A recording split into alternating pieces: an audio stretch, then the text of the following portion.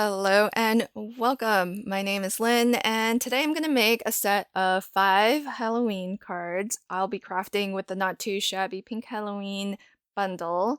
And as well, I will be using my Easy Wonder Die number 1 with its add-on to make some easy Halloween cards. So I am going to talk through my process for how I like to craft with the Easy Wonder dies. And ultimately, I end up making 5 cards. I had, I think, about an hour and a half of video footage, which I'll speed up. So this will end up being about a 20-minute or so long video. So I will show all 5 cards. I'm not going to talk through exactly what I am doing, but what I wanted to talk through was my thought process and how I approach crafting with my Easy Wonder dies. So the first thing I do is I like to die cut 2 different pattern papers. And as I sort through and look at the paper pad, I'm going to be crafting with primarily pink and black Halloween. There are 2 6x6 paper pads, and I'm going to mostly use pink and black Halloween. The other one's called Halloween Coffee. Some of the patterns from there actually mix and match pretty well with the pink and black set. So I do pull, I think, at least one pattern from Halloween Coffee to use on actually my first card that I'll show. And what I'm looking for when I pick my first 2 pattern papers is one of them I feel will be sort of the first chair of the orchestra, and the second pattern will be sort of the second fiddle. So one of them I usually strive to be like a little bit more colorful, a little bit more on point thematically. And the second one is just chosen to complement that first one. And generally, I'm looking for something that's maybe a bit more monochromatic, a bit more small repeat in terms of its patterning, so that the other one can maybe stand out a little bit more. And that way, the using the 2 together on a card, which I don't always combine them together, but I try to always pick 2 that I feel will complement each other as opposed to compete with each other. And what I mean by that is if I pick 2 patterns that are a bit too similar to one another, they might be indistinguishable from one another if they are too similar. If I pick 2 patterns that are very different from one another, that means that they're just going to have enough contrast so that when they are being used together, you can more easily appreciate, one versus the other because they're going to stand out. So for example, here on this first card, I did pick one of the pattern papers. That first matte layer is black, plain black cardstock, and then on top of that is one of the pattern papers from Halloween Coffee that I had mentioned. And that one I used almost as a substitute for white because the pink print on there is so light that it's very subtle compared to everything else, which, my pink paper with the white print on it, it feels very heavy because it's a solid pink background, but at the same time it's not overly busy because there's not a lot of color. And then my hero print is the design that has all of the fun Halloween images. So that's the one that's got the little ghost, it's got the little RIP headstone, it's got the bats, and it has more color relative to everything else. It's a larger print than both the than all of the other pattern papers, so that also makes it a little bit more eye-catching in some ways and helps to distinguish it from everything else. And then on this particular card, the 4th pattern paper I used is another sheet from Pink and Black Halloween, and actually it's the same print as the pink one with the sort of doodles of the stars and swirls, only it's black, white print on a black background as opposed to white print on a pink background. So I use the add-on die set for Easy Wonder die number 1, and I chose the circle that's larger to matte behind my pink circle. And so you can kind of see on this card, there's 4 different pattern papers being used, but you can really distinguish each of them from one another. And depending on kind of what your eyes are attracted to first, whether it's the busier pattern of the little banner sections that I used on this card, or if it's the more solid prints, like the solid pink strip and the solid pink circle. I mean, your eyes are just going to gravitate to whatever attracts your attention first.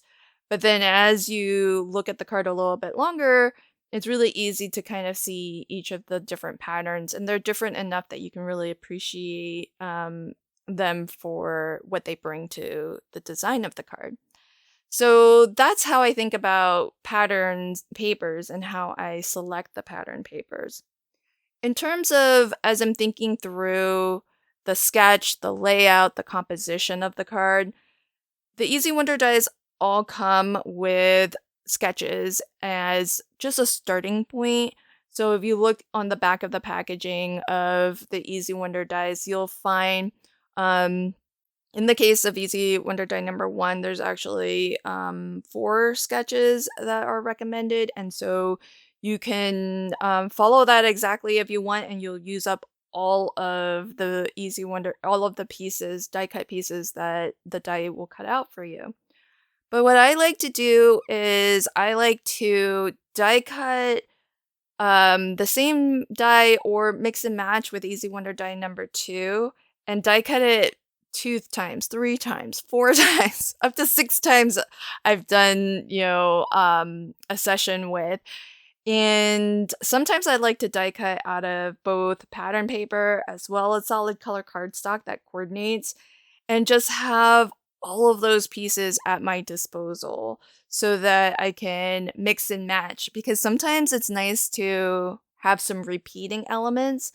And with my Easy Wonder dies, I've designed them so that for the most part, there's not a ton of repeat. Now, with Easy Wonder die number 1, there are the banner flags. There's 2 of them that are identical, a third one that's the same size, but the way it's positioned on the die, it actually will cut in the reverse direction. And you kind of saw me on that first card make use of that fact, because I pointed one of the banners downwards and I pointed the other one upwards, but the direction of the pattern still made sense. And that's because of how those banner dies were positioned on the die. That gives you some variety for how you use and those elements and different compositions you can create. And so what I like to do is just have a lot of options just off to the side. So right now, all of my Easy Wonder die cuts are off to the right. And what I like to do is, as I have to pull in additional pattern papers or even solid color cardstock, although I didn't use too much of that on the set of 5 cards that I'm making, I like to try to use up any pattern paper that I cut into. I try to use that up before I pull out a fresh sheet of pattern paper, because ultimately my goal at the end of this card making session is to actually use as much or everything that I can without having a lot of scraps left over. And so the strip of black pattern paper that I put down first, that was actually leftover from the black pattern paper where I die cut the circle on my first card. I just flipped to the back. It's great when you're working with double-sided pattern papers because of this fact, you can have a lot of variety, and it does make the papers a lot easier to work with because you can choose one or the other design. And so, what I'm looking to do as I'm crafting through my pile of Easy Wonder die cuts is I want to bring in different patterns to kind of complete the card, but I don't want to keep reaching for a fresh sheet of 6x6 pattern paper. I want to use everything up. So that's why this particular strip of that black pattern paper, that's why it's the width that it is.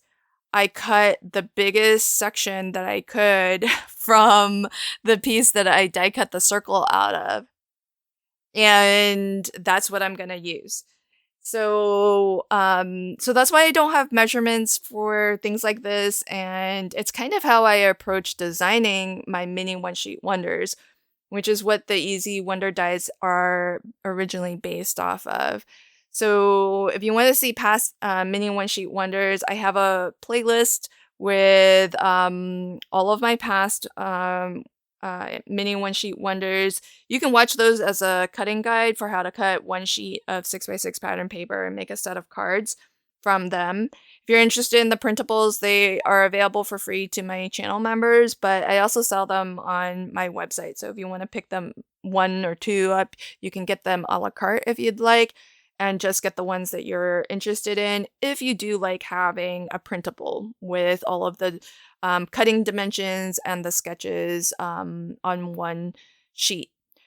So that's sort of how I approach the composition and the layout. So as I'm bringing on more pattern papers, I'm still keeping in mind all of those same things when I pick the first two. You know, picking designs that will complement the pattern papers that I'll be using, but as well, you know, kind of bring their own sort of style to the card. And I love using my Love from Lizzie's pinstripe stickers whenever I have pattern papers that either overlap in the case of this one, or maybe they multiple pattern papers kind of butting up against one another. I like to put these strips down so that there's like a really clear border, a really clear edge.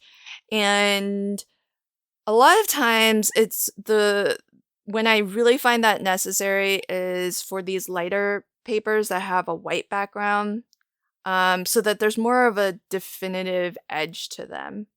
And so because I don't always put, you know, the Love from Lizzie's pinstripe stickers down, you know, most of the time I do, but I don't always. But I find it's more when a pattern seems to just kind of stop abruptly and there's no like clearly defined edge to it.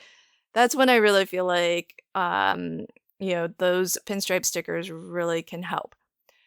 With the sentiments that I'm using, I am actually picking from a previous stamp set. This was, I think, last Halloween's stamp set. It's called Boo Sentiments.